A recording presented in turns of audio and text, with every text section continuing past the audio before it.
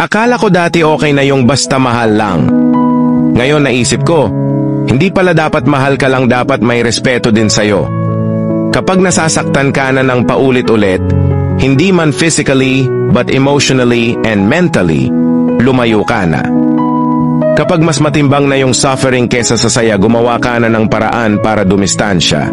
Dahil ngayon na-realize ko mas mahirap pala magstay sa isang relasyon na mas lamang na yung sakit kesa sa pagmamahal. Yung dating taong pangarap mo, ngayon siya pa ang dudurog sa'yo. Yung paulit-ulit mo na nga iniintindi kasi mahal mo at ikaw na yung nag-a-adjust para lang iparamdam mo sa kanya ang pagmamahal mo. Pero nakakapagod din pala. Yung lagi mo siyang inuunawa pero siya sakit ng kalooban ng balik sa'yo.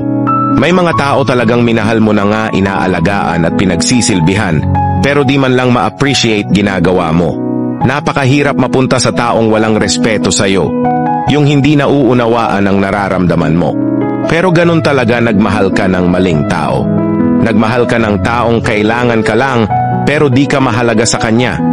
Kaya mas mainam na lumayo ka na lang kesa magtiis sa sakit ng kalooban at piliin mo yung taong bibigyan ka ng peace of mind.